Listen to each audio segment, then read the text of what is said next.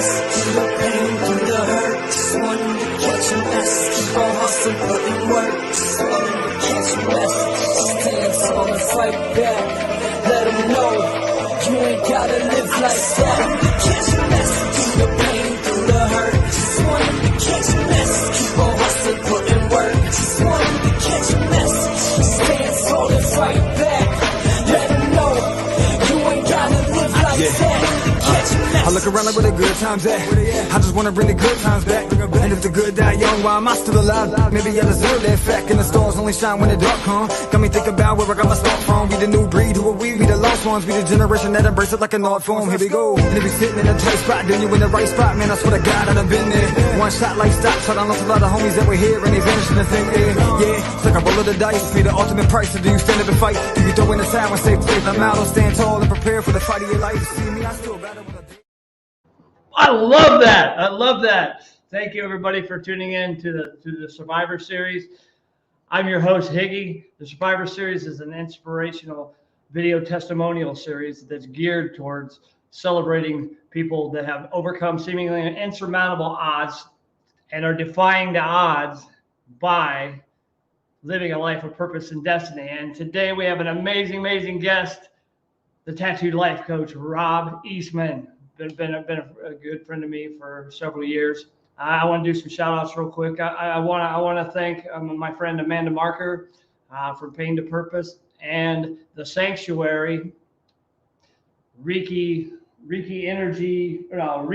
Spiritual Care. I'm sorry. I'm on location in Wisconsin currently. I'm consulting for the Peshtigo River Center, where we're establishing sober living for veterans, families of addicts, alcoholics, and other people. They're trying to come up with a holistic approach to treating substance abuse and trauma and mental health disorders. So I want to give them a shout out. Thank you. That I'm using their equipment and their space. That they're supporting me. So if you get a chance, go check out Pain to Purpose and the Sanctuary. Reiki Spiritual Care is the group. Without further ado, thank you guys for being here. If you're catching the live over there, see the live button, please drop a hashtag live. If you're catching this after the fact, that button won't be there. Drop a hashtag replay. Thank you guys for being here. It's an honor and a privilege to have my friend Coach Eastman on with us to share his testimony. And it's not just about where he's been, it's what he's doing today as a result of living a life in recovery and living outside the recovery box. Welcome, Coach. How are you, brother? What's up, man? I'm happy to be here. Everybody, let us know where you're watching from, please, real quick. Hey, Scott Penniman, I love you, brother. Sarah Cirillo, I love you. Margaret Cotton, that's my girl right there in Kentucky. Pam, I love you. Thank you for the constant support. Always, always. We have Danielle live from Oregon. Love you guys. Thank you very much. Please, Coach, give us a little background. You're in Farmington, Utah, correct? Yeah, well, I just moved, so lots like we talked before. I've completely transitioned my life, so I'm just a little bit further north, up in Layton, Utah. Same county, but we'll get into all of that, I think. Okay. Take us for a walk down memory lane. I want people to know what it was like for you, but I really want to focus on what are the blessings of recovery for you, what you're doing, how you found your purpose, what you're doing in your community today, because what you're doing is so motivational, inspirational, and it's much needed in our communities today. So I'm going to let you take it away, my friend. I appreciate that. Oh, also one thing.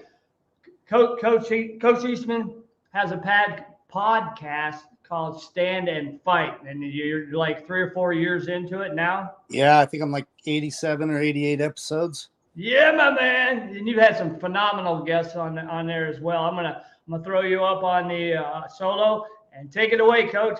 Awesome.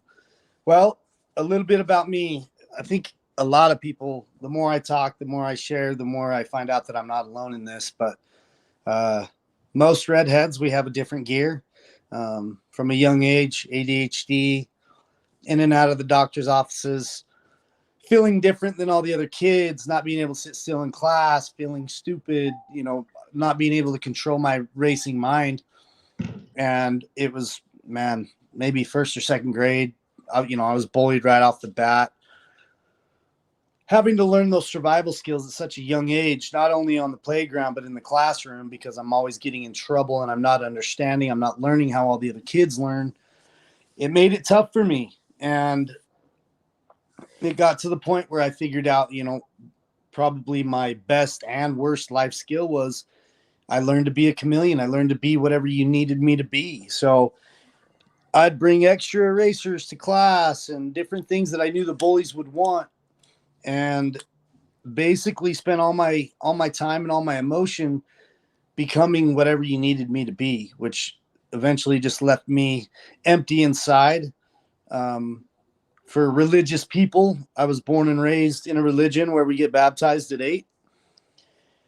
And all I remember is all of my teachers, my parents, all the adults in my life telling me how my life was going to change if I chose to get baptized. So in my little 8-year-old mind, that meant me being good at math, me being popular, me being able to sit still, me, all these different things. And so I go and I get baptized and was so excited to go back to school on Monday. And I get to school on Monday thinking everything's going to change, and nothing had changed. So that was the first time I started waging a war with God. Not really trusting the adults around me. We've all had that thought, like, if there's a God, how could he let so many bad things happen to one person? Sure. So it was shortly after that, I knew that most of my pain and anxieties came from going to school or going to church. So I just started fighting back, and we know how that goes. You just get in more trouble. You get, you try and you want to disappear in a room full of people, but then you're highlighted. Mm-hmm. So it was the 3rd grade when I first thought about ending my life. Obviously back in the 80s, we didn't have all the TV and we didn't hear about things as much as we do today. And I just knew I didn't want to be there. I felt like a burden to everybody. And at 9 years old, that's a pretty tough feeling to have. I was a good athlete, but that was about the only time that anybody cared about me or wanted me around. And I say that on the exterior stuff because my family, they all loved me. My mother took great care of me. My dad was amazing. I came from a good family, but I just got really good at being the bully killer, man. I'd go around making sure all the kids like me weren't being bullied. And if they were, I'd try and fight and protect them. And getting into junior high, it was just like, by 6th grade, people knew that if they said anything, a pretty good chance I was going to fight back. So they found other people to bully. And that's just another skill rather than learning to explain my emotions, to communicate better, to know that these kids that are bullying probably have something going on in their life. We didn't have all the ideas and information that we have today. So looking back, I got really good at those street smarts. I got really good at being scary. I got really good.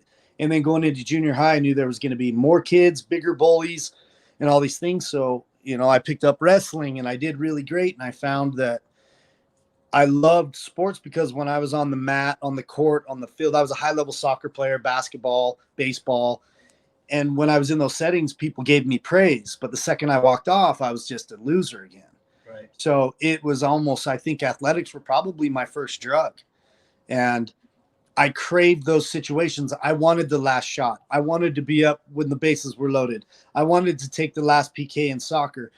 And I thrived in those environments. But as I started getting through and, not being the cutest guy, getting told no by girls and seeing all my friends around having 3 or 4, it was the 9th grade where, and I don't know why anybody from Utah knows that we're pretty crime free. There's some tough areas or whatever, but in general, I found myself hanging out with some little wannabe gangsters and thought it'd be cool if I carried a gun a couple times. And I was at a party and my girlfriend broke up with me. And that was the first time I tried to end my life. And I played Russian roulette and I pulled the trigger twice. And before a couple people grabbed me, and they took me. They called the cops. Cops came and got me and took me home. And to paint a picture of my family, it was my mom, my dad. I have 3 older sisters and a younger brother. But beyond that, we had an aunt and an uncle, but I didn't know what a grandparent was. I didn't know any of that stuff. And so when the cop was explaining to my dad what I had just done, you could see this switch in him. And he grabbed the gun. We went in the garage and he smashed that gun up and he got in my face. And he's like, "Do you know why you don't have grandparents?" And he proceeded to tell me my great-grandfather committed suicide. My grandfather drove his truck off a bridge, and my grandma committed suicide a year after that. Wow. And for him, our family, we got so much mental health issues in the family, but it was like he basically said, if you were to hurt yourself, I don't know what I'd do. I might hurt myself. And all those things came rushing through my head, and it's like, I'm in pain. I don't want my dad to be in pain. I love my dad. So in that tough mentality of just handle your stuff or I'll fix it for you, we didn't talk about it anymore. And I didn't get to explain my feelings, so I just stuffed it even more. And again, in my religion, we don't drink, we don't smoke, we don't have sex before we're married, all these things. And that emotional pain got to be too much, and where suicide was off the board. I found myself that next year as a sophomore, and I smoked weed for the first time. And we all know how that goes. Yeah. The first time, it's like pain goes away, anxiety goes away, all these people around you that think you're awesome. And little do they tell you that's just misery loves company. Absolutely. And I found myself instantly craving that, because as soon as I'd start feeling again, it wasn't like I smoked it once or I'd smoke it once a week. It was like, hey, where can we get more? Right off the bat, I dated It was on. Yeah, I dated a girl specifically because her dad was a doctor, and she would bring me shoe boxes full of Soma samples, of Percocet, of Lord's app for my birthday. And it was like I created a life that provided me the numbing, and that just took me through. We can skip through a whole bunch. I was, like I said, a high-level soccer player. I had some D1 scholarships. My comp team went and played in England and Scotland my senior year in high school. I had an opportunity to go try out for them, and I came home from being out of the country for a little bit, and I hadn't been drinking or anything, and was jonesing, and we went down and got with some buddies and went up, and I was in the wrong place at the wrong time. We ended up getting in an altercation with a guy who ended up being a highway patrolman. So D1 scholarships gone, UK gone. Nobody wanted to talk to me anymore. And that was pretty much my only lifeline. I barely got good enough grades to be able to get the scholarships. Took the SATs like 12 times because I'm ADHD and I get extra time and I get to wear glasses and I get a note taker. Like, we were using every possible way out to get me out of the house and get me doing something I was passionate about. And when that got taken from me, it had to have been heartbreaking. Yeah. Soul crushing. They say athletes die twice: the day they stop playing the sport they love, and then the day they actually die. But I learned that at such a young age. It was like, now what? And so my dad owned some car dealerships, and my entitled ass felt like I was already arranging the name on the building to my name, just didn't understand what it took to do those things, and got really good at manipulation. And, threatening suicide and doing whatever I needed to do to not have to work, or to get the money when I needed it, or to get the drugs, or to, have somebody give me a Xanax, or, it really didn't matter. I got really good at that manipulation. The self-hatred was just addict's mentality, right? Oh yeah. It was insane. By any means necessary. Yeah. And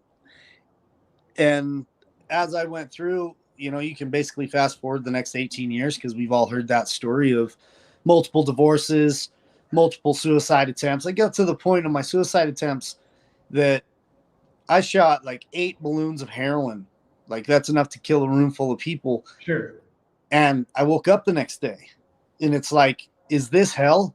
Like, it's Groundhog Day, and you have to keep reliving it. You have to keep being sick, and you have to keep, like, you just switch from realm to realm, or what? And finally I was like, man, I can't do this anymore. And ended up getting clean. I had 2 friends overdose within like a month of each other. And then I went to the second viewing, and that night I had this feeling like, man, I deserve better than this. And went home, and I owned a concrete company at the time. That's a whole other story. I had we had a motorcycle shop, and somebody bigger came in and bought us out after about 3 years of running it. And I had a bunch of money from that sell. And I was at the bar one night, and my buddy's telling me about his landscaping company and how they do landscape curbing and patios. And I don't remember anything. And I wake up out of a blackout on Sunday, and I walk out to have a cigarette, and there's this big construction trailer in my driveway. And I'm like, who parked their shit in my driveway? They're like, bro, you bought a concrete company. So on Saturday in a blackout, I went out and bought myself a concrete company. Wow. Something I knew nothing about, and that led me on another 10-year journey. But it was that night I'm at this viewing, and I needed more. I deserved more. So I went down to my shop to throw all my drugs away and was ready to go to rehab on Wednesday. And I ended up overdosing, and cops had to come. I flatlined 4 times, ended up spending 10 days in a coma, had a brain trauma, and that got me sober for the first time. And I did really well, and I got out and got married, and I actually got married in our temple. And then, you know, I made all those relationships. You know, they talk about mending and making amends and telling people you're sorry and all that stuff. And I did that. But the one thing I didn't do was figure out my relationship with pain, with emotional, with spiritual and physical pain. And everybody talks about how much time they have, but for me, that means shit. It's like how many times have you been tested inside of that time? Right. So I was like 18 months clean and sober, killing it. My concrete company's thriving. I'm building houses, you know, just got married, and end up hurting my knee at a soccer game. And I'm like the recovery guy, right? And so I'm sitting there in the emergency room biting on a piece of wood. Like, I got this. They're like, you sure you don't want pills? I'm like, no, I'm in recovery. And they're like, well, you're going to need surgery. And this will date this. You know, the whole plan was just take more Suboxone when you get out of surgery. And that plan didn't work. It was like 2 days later. You know, I'd been 18 months clean and sober when Suboxone was part of that deal. And as soon as that nerve block wore off, I had a needle in my arm within 30 minutes. Absolutely. I feel that.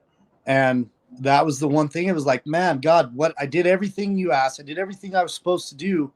But it's like that most simple thing, that most personal thing. Like, we go and we want to make everybody else happy, but we forget to do that with the guy in the mirror and to check all those boxes. So now, shortly after that, I find out that my wife's pregnant.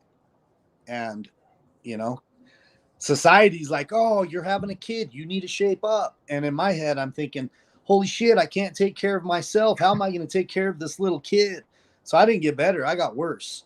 And it got to the point where she came and she was healthy. And my idea, and I'm sure a lot of people can identify with this, is I couldn't go to work unless I was high. Absolutely. And then I'd get so high I couldn't go to work. So my wife had to end up going back to work like 2 weeks after having the baby. And my job was to stay home with the baby. And I ended up, you know, taking the diaper money and buying dope and then coming home with no food or diaper for my daughter. And my wife ended up leaving me. And I finally got to the point where I couldn't be around my daughter. I was a harm to myself and everyone else. And it was a night of August 31st, 2009, went up in the mountain, or I set the appointment to go see my daughter and see my parents and tell them I loved them and that I was going to end my life that night. And I went up in the mountains, and there's a big, I don't know if people know what a temple is, but we have a big temple up on the mountain in Utah, and sitting there having a conversation, and it really came to me like these visions of my daughter and my mom are popping into my head, and I'm doing the pros and cons list from rehab. And it's like, my daughter's 7 months old. She'll never know me. I'll never let her down. And any man could come into her life and do a better job than I could. She'll be better with me gone. And I felt that way as well. and that's, I don't know if people understand that, where parents stay away or whatever it is. It's, the worst thing is where parents keep coming back in and then letting people down time and time again. It's like, Right. make sure you're solid. And then the next one was my mom, and she was a real God-loving woman. And so I had a real rough prayer, a spiteful prayer, that if I said a prayer and it didn't get answered, then when my mom, Whoa. him in the face and say, "You failed me."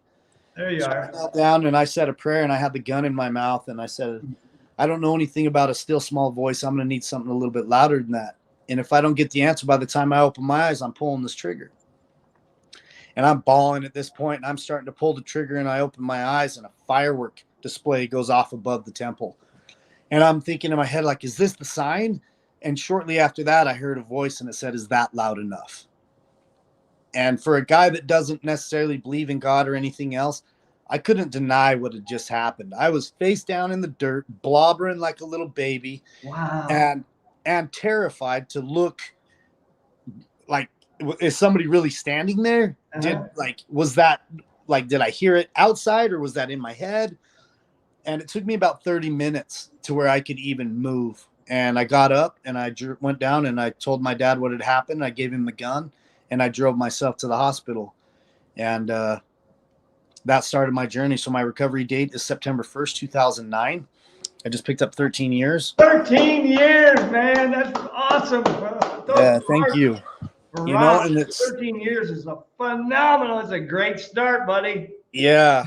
And so then, you go, you do the AA thing, you do the 90 and 90, I didn't care what it was. I knew that it was the first time in my life that I knew if I drive the bus, I wreck the bus, and that I'm going to sit co-pilot maybe and allow some other people to help me out. And one of the problems was there's no disrespect to the rooms or anything else, but coming from my background and the level of care and the mentors that I had growing up, it's like, when they tell you to look around the room and find somebody that has something you want, I looked around that room and there wasn't much there that I wanted. I wanted the recovery, but beyond that, my hopes and dreams were so much bigger at that time. Like, I wanted to get sober and, obviously ending my life, but it was like AA gave me my voice. AA taught me that it was okay to share my story. AA taught me the importance of sharing your story. But beyond that, the only other thing that I was good at was athletics. So I started training people in the park for free. I was begging people, like, let me teach you some stuff. Let me show you the way. Because right out of rehab, my wife divorced me. The bank came and took everything I owned. And at 9 months sober, my dad passed away. So I'm just like, holy shit, what more can I do here? And my mom was a tough love lady, which I find out now was probably the best thing that could have happened. And so I'm sitting there with this girlfriend, one of those first girlfriends I had that, I can date somebody who drinks. It's cool. But the one thing she did do good for me was told me about this thing called a Pell Grant that the government will pay for you to go to school. And I'm like, well, I'm going to do something different, but I'm going to get that grant. And I went back in. And when I got there, they're like, you need to test in for math and English. I was like, no, I only want to take psychology. And they're looking at me like, what? Like, you don't want a degree? I was like, no, I just want to know why I'm so messed up. Wow. Yeah. And so I took a few psychology classes. And as I'm sitting in there, if anybody that knows psychology, there's something called the spotlight theory, where you're sitting in a room full of people and you feel like everything, all eyes are on you, and you start getting warm and you start internalizing all these things. When my professor was reading out of that book, it felt like he was reading my life story. And once I could apply, like in school, I was like a 1.3 to 1.6 student. In college, I was a 3.95, because now I could apply what was coming out of his mouth to a life situation, to one of my nephews, to my niece, to my dad, to my mom. Like, all of these life skills and tools were now becoming like, I couldn't wait to get to the next training session to apply the psychology into my workout. Like, oh, you're thirsty? How are you talking to yourself right now? Do you feel like you're going to die? It's like 5 more minutes of your workout, you're not going to die. I promise you. But if you take a break every single time something gets hard, you will never grow. That's right. And that Well, kind of be go ahead. You can finish that thought. Go ahead. No, so that kind of became the philosophy behind everything I did, is like, we don't stop when we're tired, we stop when we're done. And you can give me your thought, because I'll get into a whole nother. So I had the privilege of listening to attending an event last weekend when Ed Milet was the keynote speaker, and he made 2 points that were really clear to me. Successful people have a different relationship with pain, right? Yeah. And he's got a book out called One More. I think it's called One More. It's about doing one more of the things that you loved. You're in the gym, you want results, you just do one more rep, one more set. You know, in your personal life, you got people you love. One more hug, one more kiss, one more text, business, one more call, one more contact, one more this and that. Because at the end of your life, when you only have one more day, one more hour, one more minute to live, what are you going to regret? Live your life to the fullest today and do one more of everything. Yeah. So that was where I learned that my pain threshold, I'd learned more in those situations than I ever did on the couch with a therapist or in a meeting or whatever. It's like, I call it pain on purpose for a purpose. And so I just started going hard, and I found that my athletic ability had not left me. And so I ended up being ranked in the world in obstacle racing in 2010, made it to the world championship. I went 20 miles in this insane obstacle race when we had Hurricane Sandy.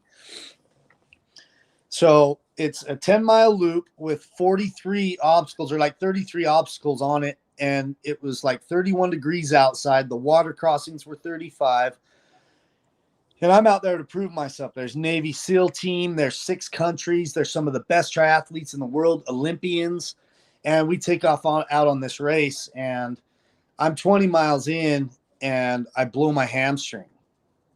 And in my head, it's like, I kept going back to the idea that my daughter had moved about 30 miles away from me. And I had this fear that God was going to do something it was going to take something from me. And I was like, if there's an earthquake, could I make it to my daughter? So every time something got hard in that race, I'm like, man, if this was Sophie, I wouldn't take a break. I wouldn't stop. I would keep going. I'd make sure I get there. And I pulled my suit down, and my whole back of my quad my hamstring was completely black and blue. And the medical's like, yeah, you're done. And I ended up going another 20 miles. And in those 20 miles, I felt like I was going to die. I felt scared. I felt inferior. I felt all of these things. And then every time I'd get around to that finish line, I'm like, I'm doing this thing. And it's these range of emotions. And if I were to stop at that self-doubt or that self-hatred or feeling less than or all these different things, I wouldn't be where I am today. And that kind of segues me over to another part where you wanted to know what I'm doing in my day-to-day life now. So it was 10 years ago. I got married, and I had just started cage. So part of my journey was I wanted to face all my fears. And one of those is I acted tough, but I didn't know if I was actually tough. So I ended up taking a cage fight off of Facebook at 35 years old. I don't recommend it. But I went in, and I'd never lost a street fight. I was this tough guy. I was strong in the gym. And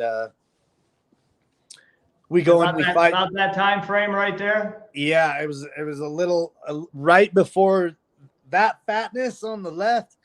That came from me cutting bad weight and getting like an opposite eating disorder. So I ended up cutting 25 pounds, and I had the worst cut ever. And so I just ate everything in sight.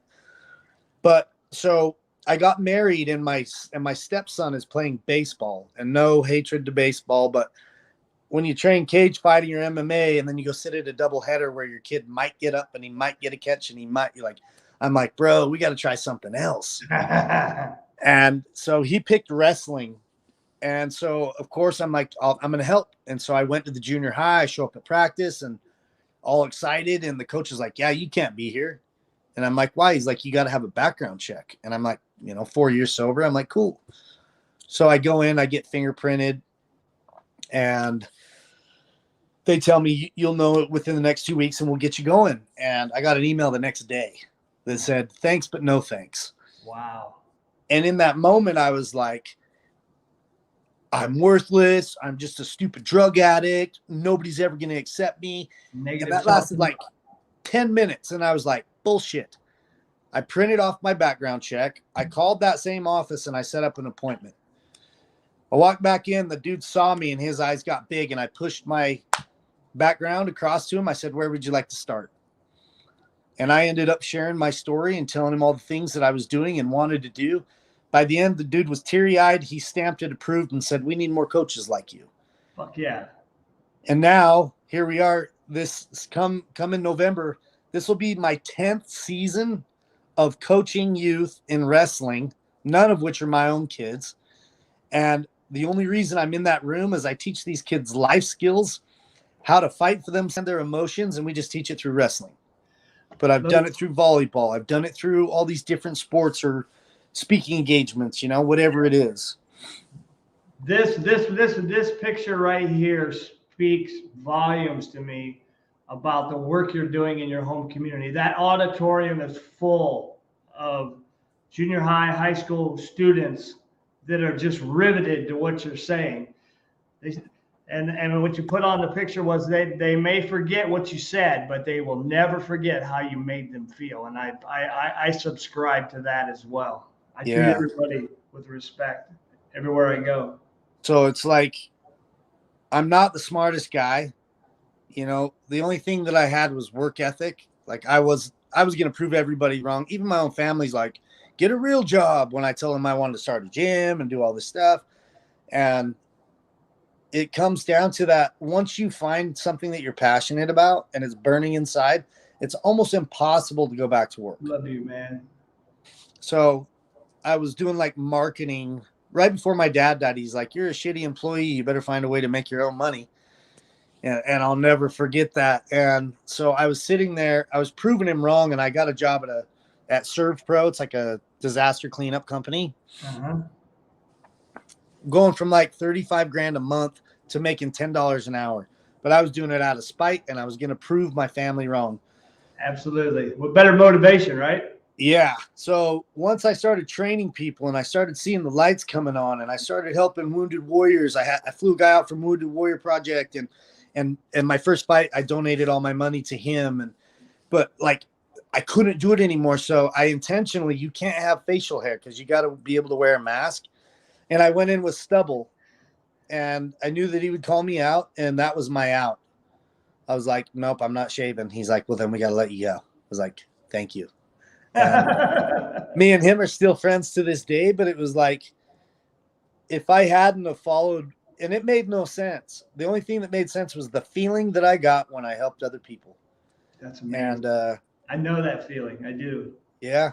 You're doing it and have been for a lot of years. And so I started training people for free, and then it really caught on. A lot of people wanted to train with me, and they're like, but we don't want to do it outside all the time, because I didn't have anybody that trusted me to be in their house or to utilize their facility. and so I sold everything that was of value and ended up buying some horse stall mats, just the rubber mats, and convinced my mom it was a great idea. And I moved my gym into her basement and continued training, and would find old ladies or young guys and training people for free still. And I just was on fire. I'd rather go home to a tent in the woods than ever go back to the way I felt every Sunday, like getting so much anxiety to go to a job that I hated, especially once I found passion and service.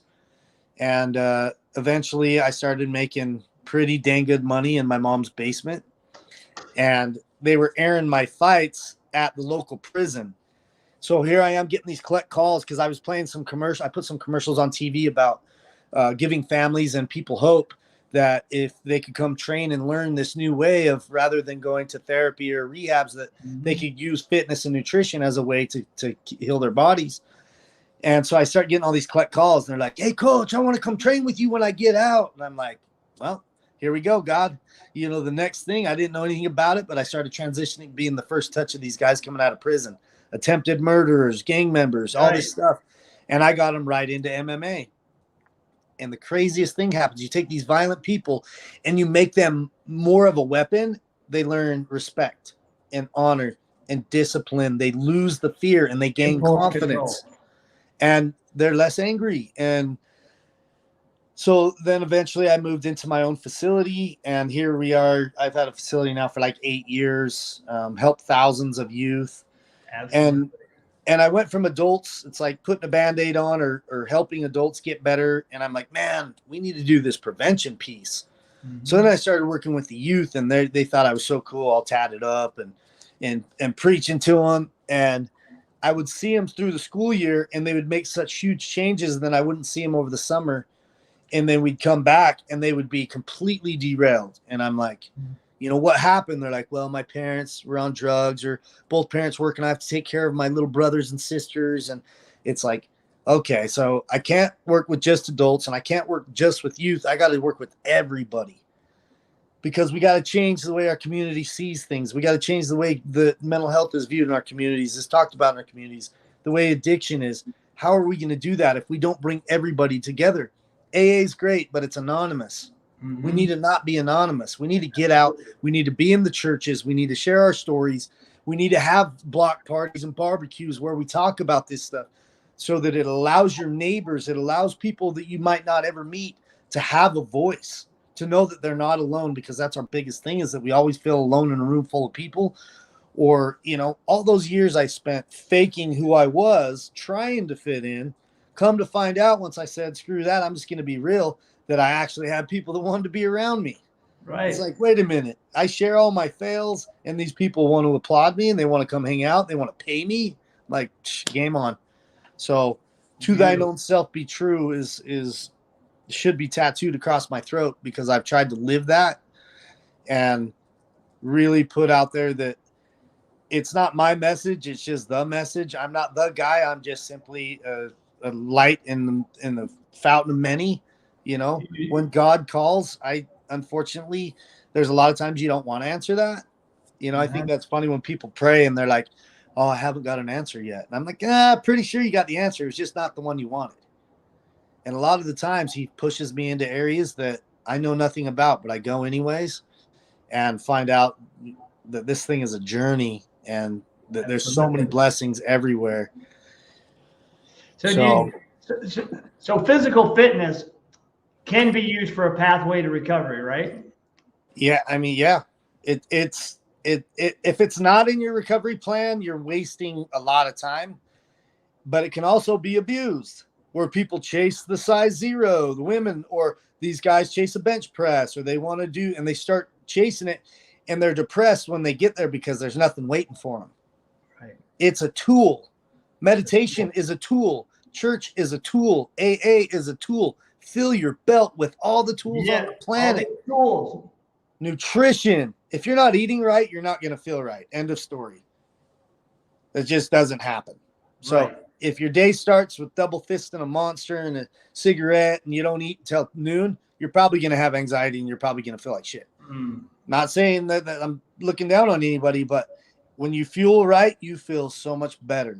When you work out and you get all the wiggles out and all the negative energy out, you feel so much better. Then you apply breathing techniques, meditation, service. It's like, dude, wrap around, game on. Yeah. Like you don't plateau when you get that destination mindset out of your entire existence. This is a journey. We're going to win, and we're going to get knocked down. We're going to win, and we're going to get knocked down. What did you learn along the way? Did you just close your eyes and accept the fall? Or did you pay attention to what got you there in the first place?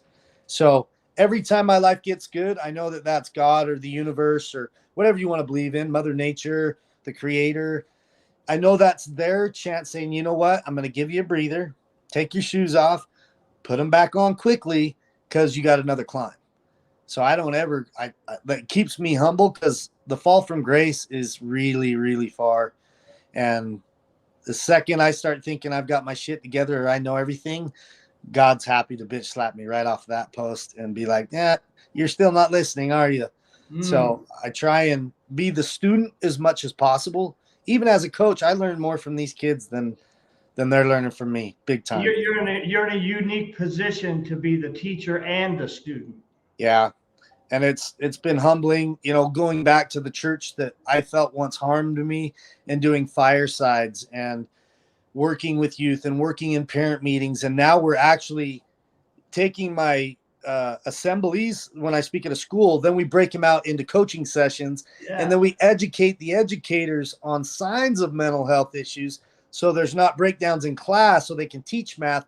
But 2 weeks earlier, they saw that little Jamie was struggling, and they got her the right resources before it was a freak out in class. And then the last piece, something worse.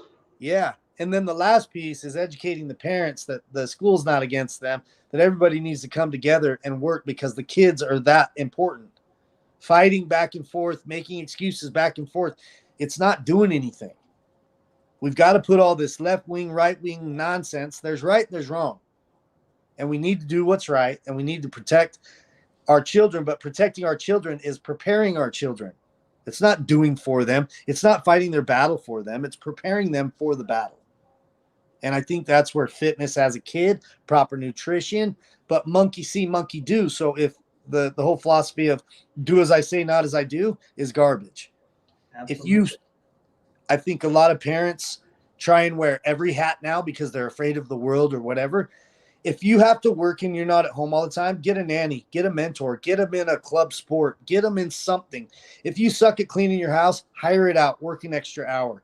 Quit wearing all the hats. Do what you do well, and allow your neighborhood, allow your people around you, your family, to help and fill in where they want. Because I can do more for your kid, and you could probably do more for mine. There's a certain age where they're sick of hearing your voice. It's like being Michael Jordan's kid. It's like he's not Michael Jordan to him. He's like, no, Dad, I don't want to play basketball. He's like, son, I've got these guys paying me $50,000 to come and hang with me for an hour. But it's, you lose the shine. So allow these other people who are doing amazing things and who have the same message as you to help out.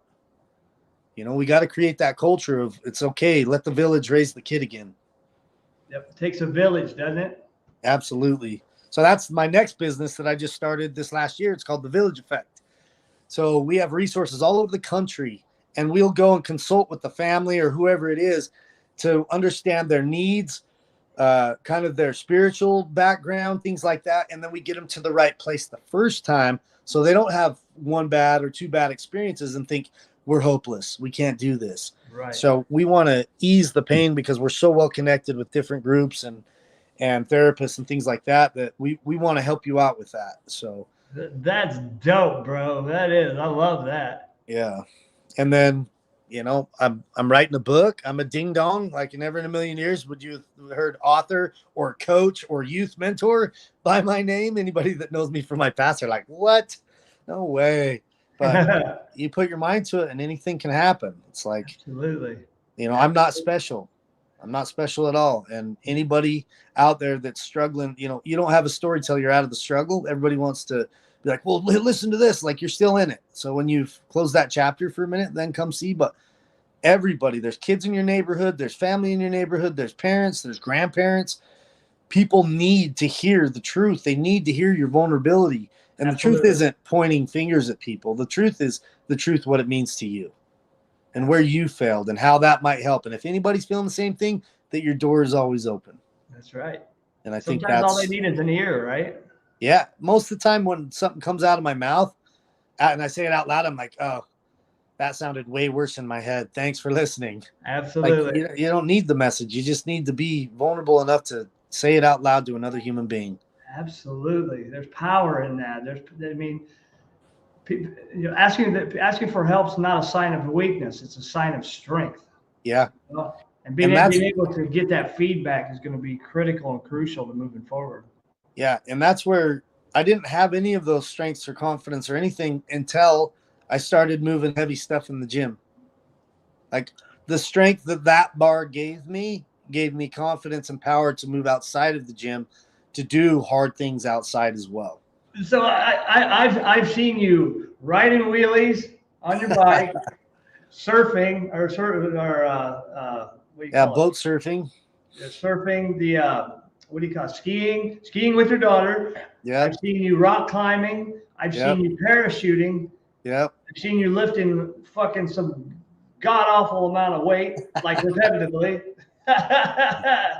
And you're living today. You're totally living the life that you want to live, that you deserve. Yeah. And I want people to know that, you know, on the other side of this, whatever you're going through,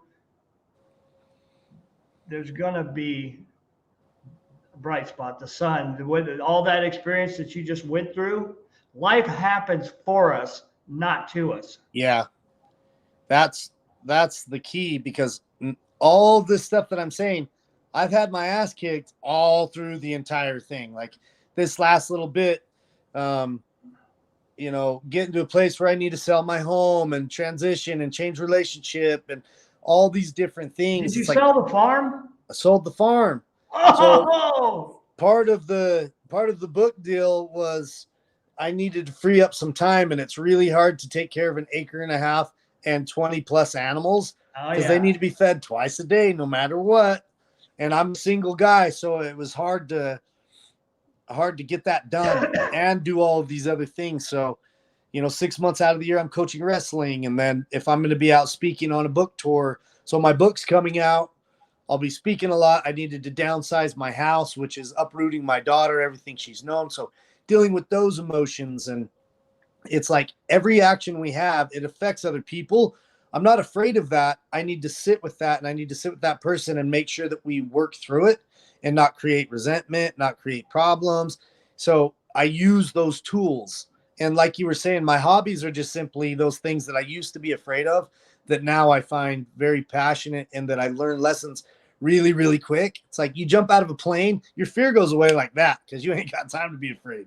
Maybe sitting in the plane. I'm going to do it too. But, you know, cage fighting, I still coach fighters. I you know, people think it's very violent, but once you know the sport, they're like ballerinas. It's so beautiful. They're artists. They're highly talented. And to be able to think logically in a setting where you're getting punches and kicks thrown at you, and you're calm and you're breathing through it, or jujitsu when somebody's trying to choke you, but you're calm and you're breathing. At the end, you guys hug each other.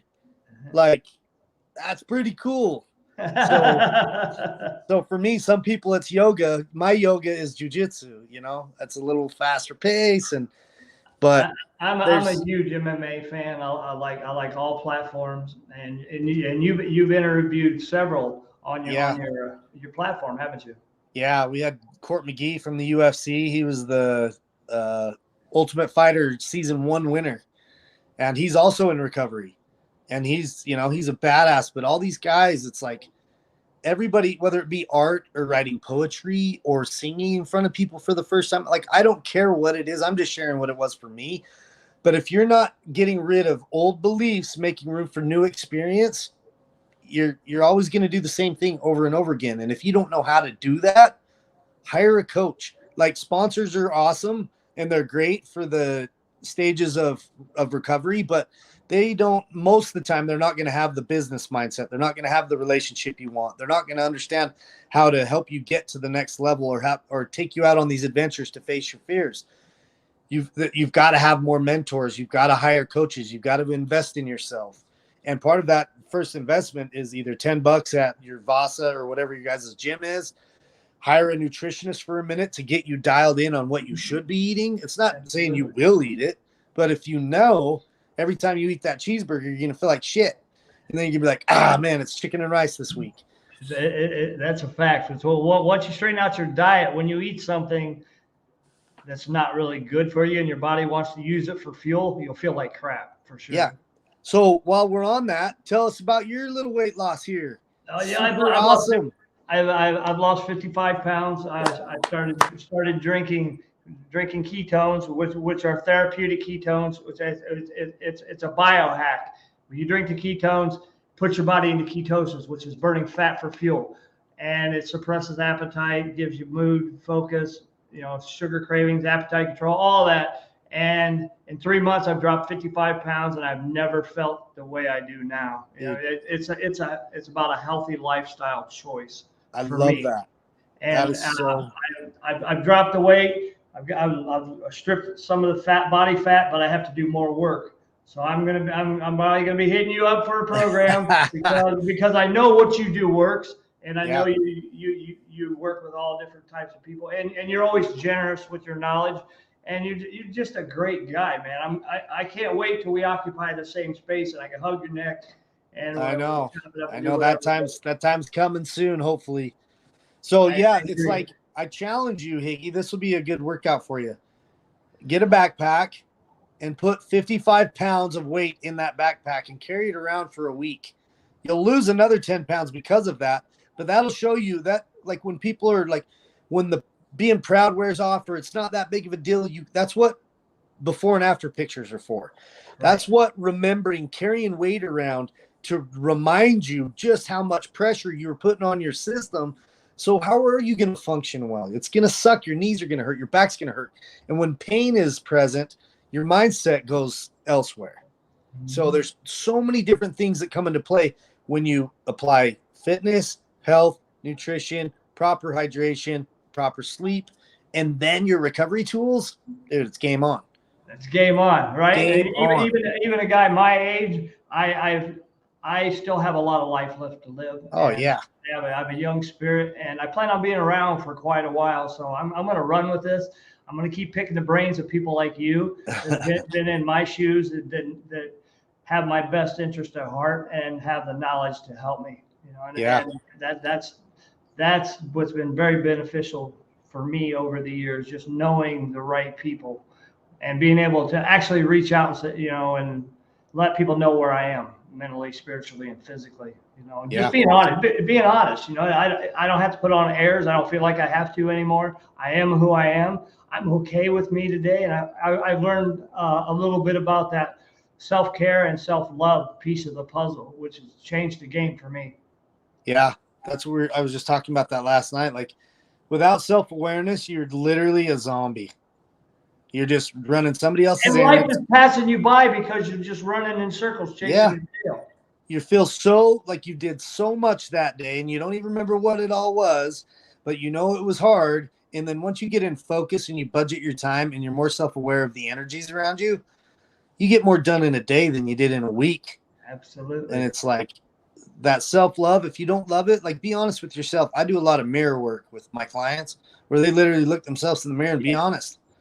And if you don't explain what that concept is for those that don't know what mirror work is. Yeah. So it's like, if you don't like, it's not you being mean to yourself, it's you being real with yourself. And if there's something you don't like, change it. If there's things you love, duplicate it. And just keep doing that. Keep doing that. And if you don't know how to do that, again, find a mentor who can. I've been in fitness, mental health, and business. I've started my own business since I was 20 and ran them successfully till now I'm 44.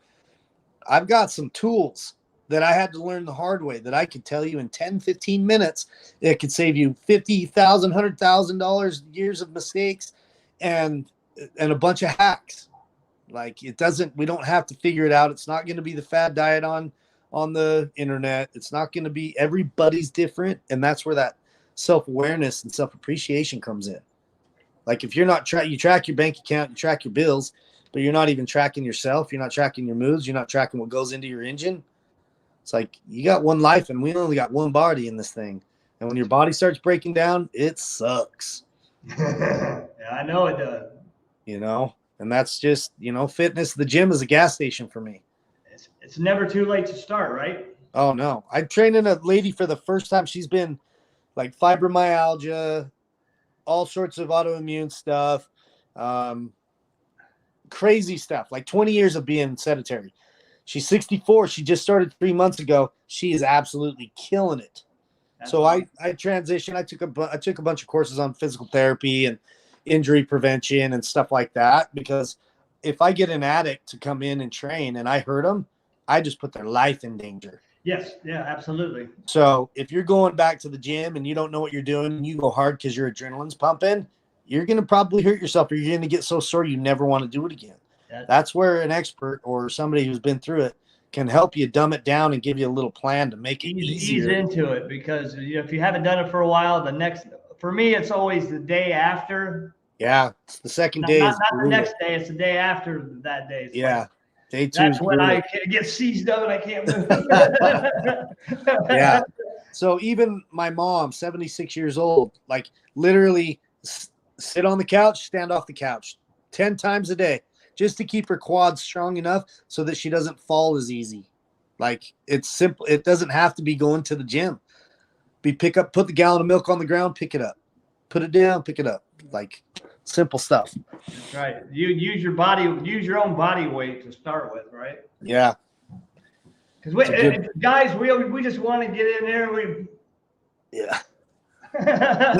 Look at the guy next to you and see what he's doing. I'm like, okay, that looks like a good weight, and end up breaking. As the bar comes out across my throat, I'm like, yeah. I just watched this dude take a video of himself doing like 4 or 5 plates, and he ended up not getting it, and he's trying to squeeze out, and one side pinned his throat, and he ended up sitting there for like 10 minutes pinned under this thing till somebody came and saved him. But wow, it's like, man, don't let your ego work you out, Don't especially do when you're that. starting back. Don't do that.